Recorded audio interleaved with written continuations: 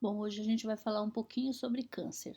Bom, eu falo um pouquinho porque o câncer é um assunto super complexo e como o título da minha disciplina dentro do conteúdo são fármacos antineoplásicos, se eu fosse falar totalmente sobre fármacos antineoplásicos, eu gastaria um semestre. Mas é só uma visão geral, são só conceitos básicos dos fármacos que são utilizados no tratamento do câncer. Bom, então o câncer, na verdade, é o nome dado a um conjunto de mais de 400 doenças que têm em comum o crescimento desordenado ou maligno de células que invadem tecidos e órgãos. Então é assim, nós vivemos em constante renovação. Todas as células do nosso organismo, elas são renováveis, mesmo quando a gente está quando a gente é idoso. Tá certo que quando a gente é jovem, esse crescimento ele é muito mais rápido. Por isso que na maioria das vezes o câncer em jovem, ele é muito mais agressivo do que numa pessoa idosa. Então eu sempre brinco, eu falo que se eu tiver que ter câncer, que seja depois dos 80. Bom, então o que que acontece? Nessa renovação celular, e isso, como eu disse, acontece com praticamente todos os órgãos do nosso organismo, para vocês terem uma ideia, até os ossos, eles se renovam, a gente troca de esqueleto a cada 10 anos, então só para vocês terem uma ideia de como a célula se renova. Então, quando vai acontecer? Então, toda hora está acontecendo esta divisão, essa reprodução, crescimento celular. E essa célula que se divide, vocês sabem que nós somos formados por célula, que é a unidade menor vivo do nosso organismo. As células se juntam e formam os tecidos, esses tecidos formam órgãos e o nosso organismo é composto por órgãos que fazem todo o funcionamento do nosso organismo. Bom, órgão, sistema que compõe o, composto do nosso organismo. Então, vamos voltar lá na unidade, na célula. Quando essa célula se divide, por alguma razão aleatória, a célula nova, uma delas, ela pode ser diferente daquelas outras dentro do conjunto. Esta célula que se diferencia, ela começa a crescer e ela forma o que a gente chama de um tumor. Este tumor, ele pode ser de duas características. Ele pode ser o que a gente chama de um tumor benigno, como ele pode ser um tumor maligno, maligno no caso cancerígeno. E a diferença básica entre os dois tumores é que o tumor maligno ele tem um crescimento desordenado e ele pode causar metástase. E o que que é metástase? Por exemplo, eu tenho um tumor no intestino e esse tumor do intestino ele pode ser uma célula se desprende desse tumor e vai até o meu fígado e lá forma um novo tumor, tá? Então, a característica de provocar metástase está ligado à malignidade, ou seja, eu classificar este tumor como cancerígeno ou não cancerígeno. Bom, e o crescimento desordenado, quando o laboratório ele vai analisar um tumor para saber se ele é benigno ou maligno, ele vai ver essas duas características, é o crescimento desordenado e a metástase, que não acontece no tumor benigno. O tumor benigno é uma massa localizada e a multiplicação é muito mais vagarosa. E os tumores malignos ou neoplasias malignas têm uma multiplicação acelerada de células e mais esta capacidade de promover metástase. Então, é bem frequente apresentar metástase e tem também várias coisas, características que são comuns, tipo a mulher desenvolve câncer de mama, aí ela faz o tratamento, mas depois de algum tempo ela descobre metástase, um novo tumor se formando, ou no osso, ou no sistema nervoso, ou no cérebro, tá? Então, às vezes tem uma certa característica de célula de se formar. Então, mama, ossos, cérebro. Isso acontece com bastante frequência. Tá? Então, por isso que a gente vai falar dos tratamentos para câncer. Agora, se vocês abrem a internet e vê no Google lá todo dia vocês vão encontrar uma reportagem falando que tal produto causa câncer.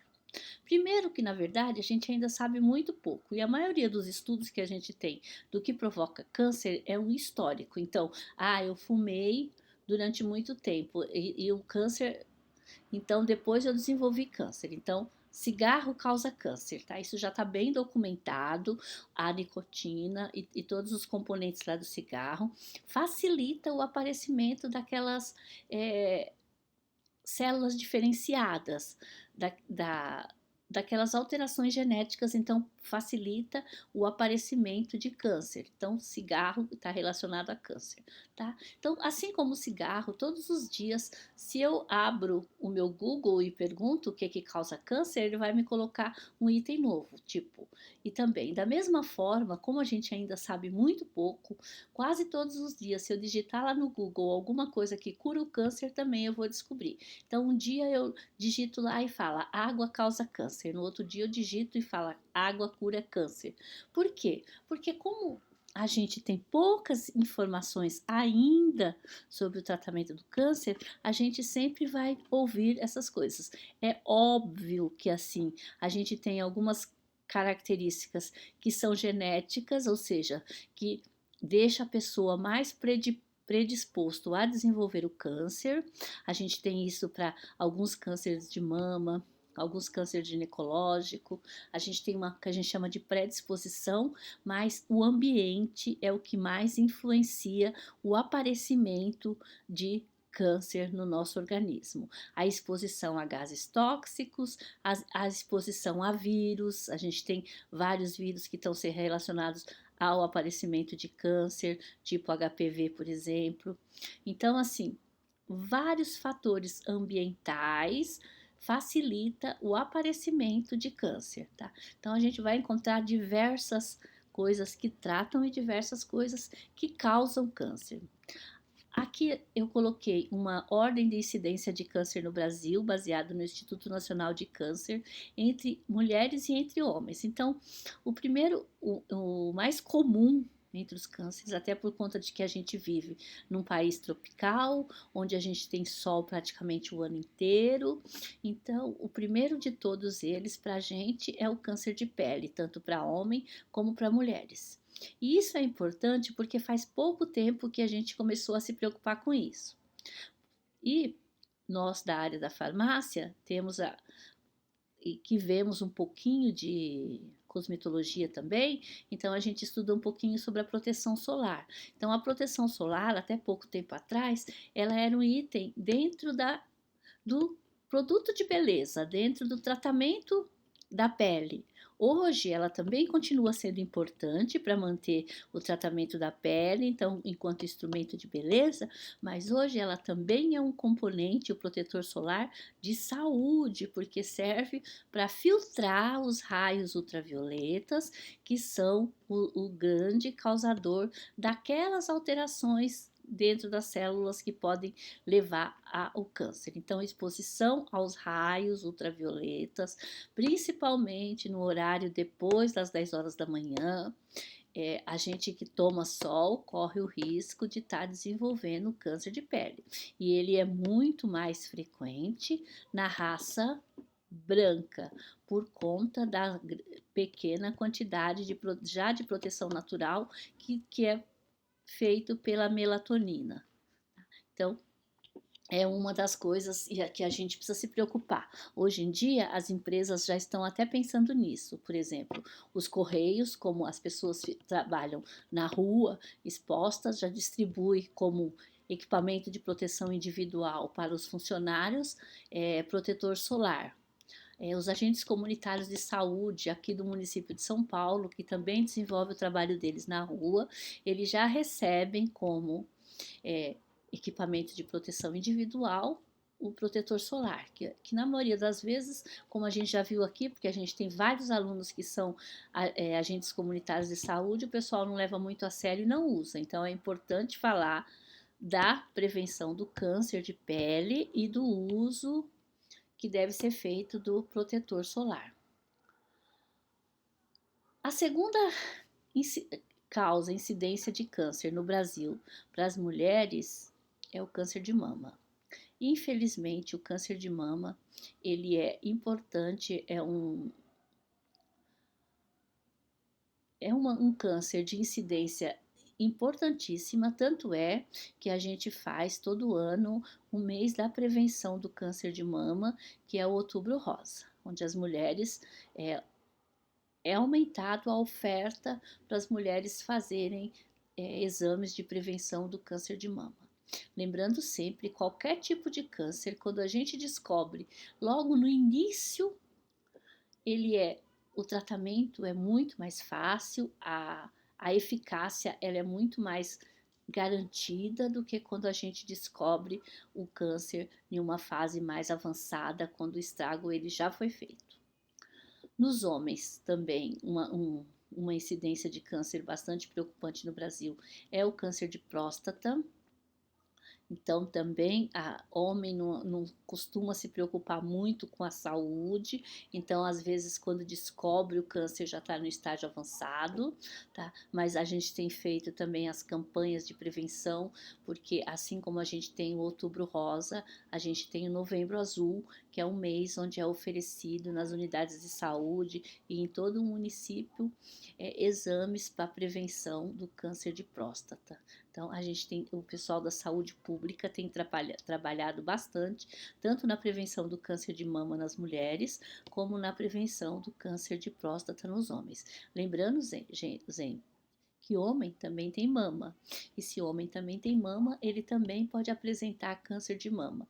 Não é tão frequente, com uma incidência tão grande quanto das mulheres, mas homem também pode ter câncer de mama. O terceiro câncer por incidência no Brasil para mulheres é o câncer de colo de útero. Então, também, infelizmente, a gente tem muitas perdas, muitas mulheres morrem. Nós temos agora uma colega aqui que trabalhou aqui na escola, a Kátia. A Kátia, ela está muito mal e ela está praticamente já está sem prognóstico e tudo começou lá no colo do útero. Então infelizmente, a gente perde muitas mulheres todo ano com o câncer de colo de útero. Então, prevenção é importante, fazer exames frequentes é importante. E aqui, quando a professora falou do vírus, ela falou do HPV. Então, a gente tem uma série de vírus HPV que está relacionado ao desenvolvimento de câncer de colo de útero. Então, além da gente fazer as prevenções para câncer, também é bom fazer a prevenção para o HPV para diminuir o risco de câncer de colo de útero. Entre os homens, o terceiro é o câncer de pulmão. Eu não sei se tem a ver com hábitos de fumar, por exemplo, ou exposição ambiental, às vezes exposição no trabalho. Tá? Então, a gente ainda tem uma sociedade machista, onde normalmente o homem sai mais, se expõe mais para trabalhar, onde quem mais fuma é o homem. Então, a gente ainda tem essa incidência de câncer que está relacionado também à exposição de gases, à exposição ambiental. Então, é uma incidência de câncer que acontece a terceira no homem, câncer de pulmão. O quarto é o cólon e reto para as mulheres, sendo o quinto cólon e reto para os homens, tá? Cólon e reto também é um câncer muito frequente, com uma incidência bastante grande, e também tem toda a questão cultural. As pessoas elas não abordam a questão das fezes com sangue.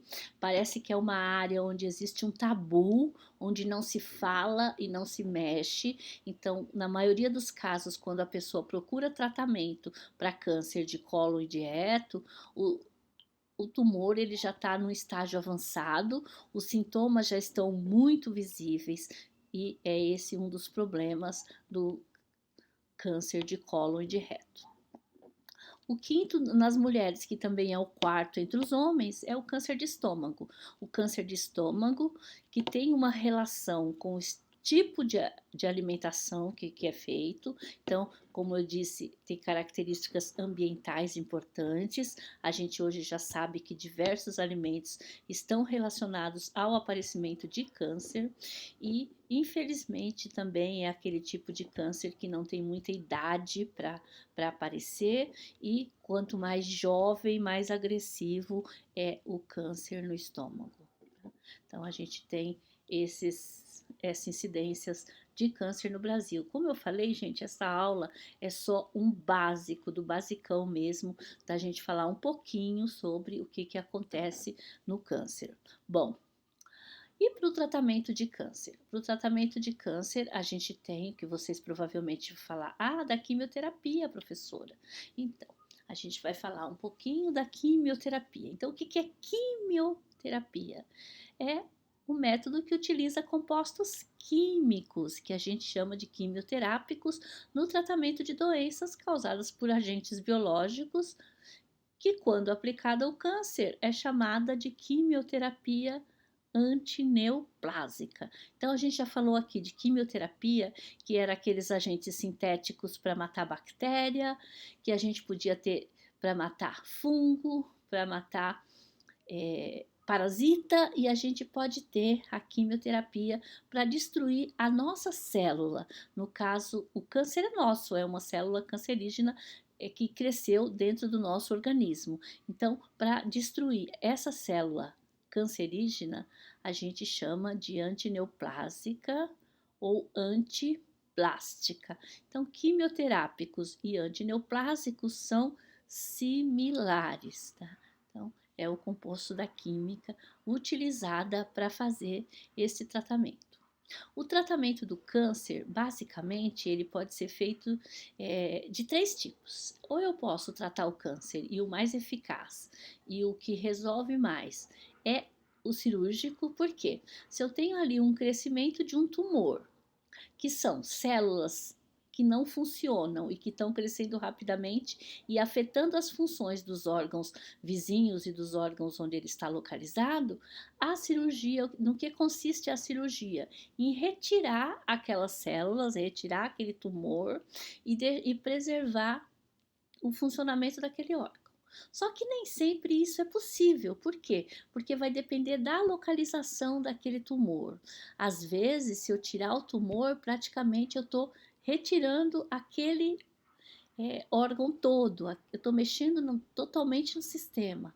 Então, nem sempre o procedimento cirúrgico ele é o mais importante. Às vezes também acontece, como eu disse, as células que são cancerígenas, elas têm a capacidade de causar metástases. Então, na maioria das vezes, quando eu vou fazer a cirurgia, não tem só aquele tumor que eu estou vendo ali visível, que já aumentou muito. Aquelas células se desprenderam daquele tumor e vão para outros órgãos e já podem ter os outros tumores lá nos outros órgãos. Então, não dá para mim fazendo cirurgia, picotando o indivíduo e tirando os vários tumores, aqueles que eu enxergo e aqueles que eu não enxergo, porque são poucas células que estão lá ainda, tá? Então, por isso, na maioria dos casos, só a cirurgia não resolve. Eu faço a cirurgia e a quimioterapia. A cirurgia retira o tumor principal e a quimioterapia tenta destruir as outras células que viajaram pelo organismo lá. Células formaram metástases. Bom, então eu posso usar a cirurgia, a quimioterapia e um outro método que a gente utiliza também no tratamento do câncer é a radioterapia, onde eu utilizo a radiação como os raios, a radiação que vai promover uma ação localizada também, uma ação de extermínio mesmo, de acabar ou diminuir com o tumor de uma forma localizada. Funciona para tumores localizados, não para metástase, também não vai resolver para metástase. Então, se tiver algum risco, ou se tiver alguma célula em metástase, o ideal mesmo é utilizar a quimioterapia. Bom, a quimioterapia, ela pode ter várias finalidades. Então, ela pode ser uma quimioterapia curativa, e, gente, isso quase nunca é verdadeiro, quando ela é usada com o objetivo de se conseguir o controle completo do tumor, tá? Na maioria das vezes, eu não consigo curar um tumor só com a quimioterapia. Então, embora ela exista, ela pode ter essa finalidade, ela é uma finalidade utópica, idealista, tá? Agora, a quimioterapia, ela pode ser adjuvante. Então, essa é muito utilizada. E o que, que acontece nessa quimioterapia adjuvante? Eu tenho a cirurgia, e depois da cirurgia eu uso a quimioterapia com o objetivo de terminar com as metástase, diminuindo a incidência de metástase à distância. Então, eu faço a cirurgia, retiro aquele tumor e aí eu administro as sessões de quimioterapia para estar diminuindo a possibilidade, a incidência de metástase. Tá? Então, esta é a finalidade mais empregada da quimioterapia. Atualmente, já de um tempo para cá, a gente tem usado uma finalidade que a gente chama de neoadjuvante. Neoadjuvante é também indicada para obter a redução parcial do tumor. Então, antes de fazer a cirurgia, eu faço algumas sessões de quimioterapia e o objetivo dessa quimioterapia é ter uma diminuição do tumor, porque aí com o tumor reduzido fica muito mais fácil fazer a cirurgia ou a radioterapia, tá? Com tumor menor fica menos complicado às vezes para fazer a cirurgia. Então, esta quimioterapia neoadjuvante, ela tem sido utilizada. Então, eu uso primeiro como uma quimioterapia neoadjuvante, faço a cirurgia ou depois da cirurgia eu posso utilizar a quimioterapia adjuvante. Agora, existe também a quimioterapia paliativa. Infelizmente, essa também é utilizada. É quando eu não tenho nada para fazer e eu uso a quimioterapia apenas para melhorar a qualidade de vida, de sobrevida do paciente. Tá? Então, eu estou com tumor no intestino e eu não consigo me alimentar porque a alimentação ela não consegue passar e aí eu faço não tem como operar porque tem metástase em vários locais, mas eu não consigo me alimentar, então para melhorar um pouquinho eu vou fazer umas sessões de quimioterapia para diminuir o tumor e possibilitar às vezes a passagem de alimento. Às vezes eu tô com um tumor no cérebro que ele é inoperável, então para melhorar a qualidade de vida e eu ter menos dor eu vou fazer uma quimioterapia paliativa para diminuir o tumor e aí pressionar menos os órgãos que causam dor, tá? Então, infelizmente, este tipo de quimioterapia ainda é utilizada, que é a quimioterapia paliativa. Então, a gente tem a curativa, que é ideal e que na maioria das vezes a gente não faz. A gente tem a adjuvante, que a gente usa bastante, que é depois da cirurgia. A neoadjuvante, que é antes da cirurgia para diminuir o tumor e facilitar a cirurgia. E a paliativa, que é quando o paciente ele não tem mais nenhum prognóstico e aí você faz para melhorar a qualidade de vida dele, tá? Então, são essas as finalidades da quimioterapia. Lembrando que a quimioterapia vocês podem trabalhar, porque a quimioterapia é feito hoje na maioria dos tratamentos. Eles fazem fase, por que em fase? Porque como ela é extremamente agressiva, principalmente ao sistema digestório, porque ela destrói as células que estão em constante crescimento, como as células do sistema digestório. Aí o pessoal faz em ciclo, que é para essa, e as células sanguíneas também, elas destroem muito células sanguíneas, que são de crescimento rápido também. Então, a gente faz esta quimioterapia em ciclos, que é para dar um tempo do nosso organismo se refazer de uma aplicação de quimioterapia até a próxima. Normalmente, na quimioterapia, a gente utiliza os medicamentos, mais de um medicamento, eles são associados, eles são de uso endovenoso, mas também hoje em dia a gente já tem até quimioterapia pela via oral ou por outras vias de administração, mas a quimioterapia quimioterapia tradicional, a gente utiliza uma associação de medicamentos pela via endovenosa. E a responsabilidade do preparo desses medicamentos para administração, a administração é feita pelo serviço de enfermagem, porém o preparo é responsabilidade do farmacêutico. Então, o que que os hospitais têm feito? Os hospitais que administram a quimioterapia, ou eles têm uma farmácia, uma central de manipulação de produtos estéreis, onde esta quimioterapia ela é preparada fora, num ambiente isolado e separado do ambiente onde é feita a administração, ou ela terceiriza esse serviço, e aí a gente tem farmácias de manipulação de quimioterápicos, assim como a gente tem farmácia de manipulação de nutrição parenteral. A diferença é que essas farmácias de manipulação de quimioterápicos, assim como a farmácia de manipulação de NPP, a gente tem que se preocupar com o produto. Então, o produto que vai ser administrado pela veia, ele precisa sempre ser estéril. Então, ele não pode ter nenhum tipo de contaminação. Então, a gente tem que usar todos aqueles equipamentos, todas aquelas barreiras para evitar, de qualquer forma, a contaminação desses produtos. Porque o paciente também, ele é um paciente imunodeprimido, e se ele pegar qualquer bactéria, a maioria dos quimioterápicos, dos antineoplásicos, eles não têm ação bactericida, então a gente não pode complicar a vida deste paciente mais do que já está comprometida. Esses produtos, eles têm que ter estéreo pirogênico normal, eu tenho que me preocupar com o manipulador. Por quê? Porque esses produtos são tóxicos, então quem vai estar manipulando, seja farmacêutico ou seja o técnico sob a supervisão do farmacêutico, ele precisa usar todos os equipamentos de proteção individual, porque eles não podem se contaminar com esses produtos, porque a maioria deles são cancerígenos, teratogênicos, tá? E causam discrasias sanguíneas e são muito tóxicos, então eu tenho que prevenir, eu tenho que proteger o operador também que está fazendo essa manipulação. E como esses produtos são tóxicos, eu tenho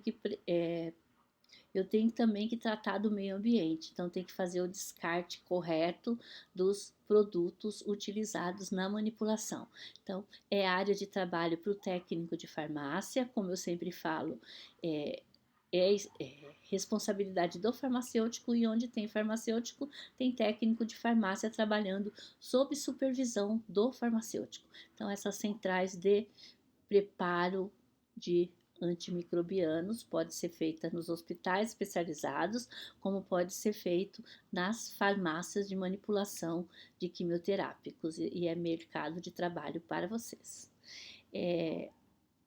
O nosso objetivo, então, não era tanto falar só de câncer, mas falar dos antineoplásicos. Então, uma aula só é muito pouco tempo para a gente falar de antineoplásico, mas a professora sempre mostra um esqueminha que é para a gente entender o mecanismo de ação desses medicamentos. Então, esses medicamentos, todos eles vão agir no crescimento, porque o que eu falei antes, o que caracteriza uma célula cancerígena? É o crescimento desordenado. Então, é interessante que os fármacos, eles inibam esse crescimento desordenado. E quando eles inibem esse crescimento desordenado, eles estão afetando o crescimento deste tumor, tá? Então, aqui a gente tem, para ter crescimento, a gente tem a síntese de DNA. Através das informações de DNA, eu vou ter a síntese de RNA. RNA vai sintetizar as proteínas, e nessas proteínas vão estar enzimas, receptores, canais ou microtúbulos, tá? Então, são alvos dos antineoplásicos. Os antineoplásicos, eles vão agir lá em cima, eles podem ser purinas ou pirimidinas, que são matérias-primas desses nucleotídeos e nucleosídeos. Então, eu posso utilizar falsos substratos que a gente chama, que vai interferir na síntese de purinas e de pirimidinas, interferindo na síntese de DNA, interferindo na síntese de RNA e agindo nessas enzimas que são responsáveis pela reprodução, nos receptores dessas proteínas e nos canais que vão se ligar a essas proteínas também, tá? Então aqui é só um mecanismo geral aonde vão agir os antineoplásicos. Então, eles vão atuar por mecanismos complexos através de interações com o ácido desoxirribonucleico, que é o DNA, com o ácido ribonucleico, que é o RNA, e proteínas que afetam tanto as células normais como as neoplásicas. Então, quando eu tento destruir um tumor, eu posso estar também lesando a minha célula. E o que eu espero? Que os danos sejam maior às células malignas. Por isso que eu falei que o fármaco, o alvo dele vai ser nas células que têm um crescimento maior, um crescimento desordenado. E ele vai ter ação nas enzimas, que são responsáveis pela maioria das funções celulares, e afeta a função e a proliferação, tanto das células normais como das células neoplásicas. Tá? A gente vai falar dos fármacos num próximo videozinho que a gente vai falar um pouquinho. Então, gente, é só lembrando, esse videozinho a gente falou um pouco sobre o câncer, o que acontece e como a gente pode tratar. O tratamento do câncer ele é recente, ele iniciou depois da Segunda Guerra Mundial, quando o pessoal utilizou o gás mostarda, que são bases nitrogenadas, e percebeu que os soldados que eram expostos aos gases da gás mostarda, esses gases tóxicos, eles apresentavam uma diminuição de produção das células sanguíneas. Então, foi aí que começou todo o desenvolvimento de fármacos para tentar diminuir os tumores, os tratamentos antineoplásicos.